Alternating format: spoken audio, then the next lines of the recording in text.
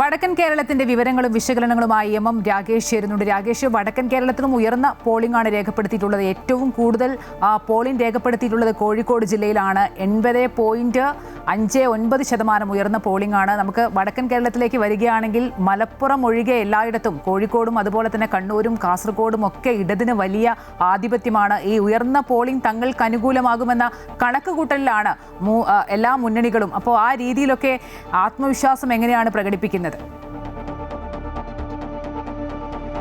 അമ്പിളി, polling ശതമാനം 80-ന് മുകളിലേക്ക് ഉയർന്നു എന്നുള്ളത് തന്നെയാണ് മുന്നണികളെ സംബന്ധിച്ച് ആശങ്കയും അതേസമയം തന്നെ പ്രതീക്ഷയും നൽകുന്ന കാര്യമെന്ന് പറയുന്നത്. മുൻകാലങ്ങളിൽ പോളിംഗ് ശതമാനം ഉയർന്നു കഴിഞ്ഞാൽ അത് LDFന് തിരിച്ചടിയാകുമെന്നുള്ളൊരു കണക്ക് കൂട്ടലുണ്ടായിരുന്നു.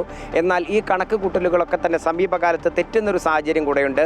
അതുകൊണ്ട് തന്നെ LDFും വലിയ പ്രതീക്ഷയിലാണ്. നമുക്കറിയാം, വടക്കൻ കേരളത്തിൽ ഏറ്റവും പ്രതീക്ഷ വെച്ച് പുലർത്തുന്ന സീറ്റുകളാണ് LDFനെ സംബന്ധിച്ചുള്ളത്. കാസർഗോഡ് 3 സീറ്റുകളുണ്ട്. ഈ 3 സീറ്റുകൾ നിലനിർത്തുക എന്നുള്ളത് തന്നെ LDFനെ സംബന്ധിച്ച് നിർണായകമാണ്. 2 സീറ്റുകൾ UDFനാണ്. ഈ സീറ്റുകൾ തിരിച്ചു പിടിക്കാനാകുമോ എന്നുള്ളതാണ് UDF ഉറ്റുനോക്കുന്നത്.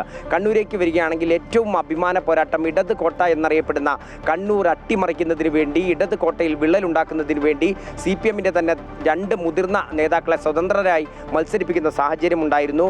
ഈ ഒരു സാഹചര്യത്തിൽ UDFന് ഈ ഒരു തന്ത്രം അവിടെ ജയിച്ച് കയറാനാകുമോ എന്നുള്ളതാണ് ഏറ്റവും ഉയർന്ന ചോദ്യമെന്ന് പറയുന്നത്. കണ്ണൂരിൽ ഇപ്പോൾ ഏകദേശം 80% അടുത്താണ് പോളിംഗ് ശതമാനം. ഇതിൽ കൃത്യമായ കണക്കുകൾ കൂടെ ഇനിയും വരാനുണ്ട്.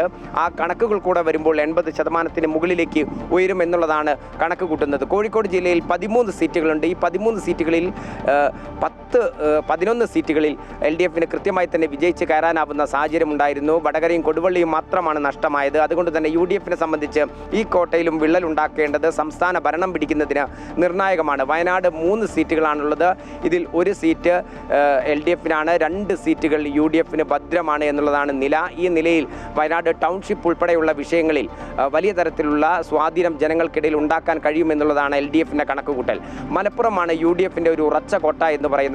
ഈ ഉറച്ച കോട്ടയിൽ എങ്ങനെയാണ് LDFന് വിള്ളൽ ഉണ്ടാക്കാൻ കഴിയുക എന്നുള്ളതാണ് ഏവരും ഉറ്റുനോക്കുന്നത്. ഏതായാലും പോളിംഗ് ശതമാനം ഉയർന്നിരിക്കുന്ന പശ്ചാത്തലത്തിൽ ഇനിയുള്ള ദിവസങ്ങൾ കൂട്ടിക്കിഴിക്കലുകൾ നടത്തി അത് തങ്ങൾക്ക് എത്രത്തോളം അനുകൂലമാകുമെന്നുള്ളതാണ്. മലബാറിൽ മതം പറഞ്ഞ് വോട്ട് പിടിക്കൽ, SDPI, ജമാഅത്തെ, ഒപ്പം തന്നെ സമസ്തയുടെ വോട്ട് തുടങ്ങി വിവിധ ഘടകങ്ങൾ ഈ വോട്ടിനെ എല്ലാം തന്നെ സ്വാധീനിക്കുന്നുണ്ട്. ഏറ്റവും പുതിയതായി നമുക്ക് പരിശോധിക്കുകയാണെങ്കിൽ ജെൻസി വോട്ടുകളുണ്ട്, പ്രായം ചെന്നവരുടെ വോട്ടുകളുണ്ട്. ഇതെല്ലാം ഏതൊക്കെ തരത്തിൽ പോയി എന്നുള്ളതായിരിക്കും വരും ദിവസങ്ങളിൽ കണക്ക് കൂട്ടുക.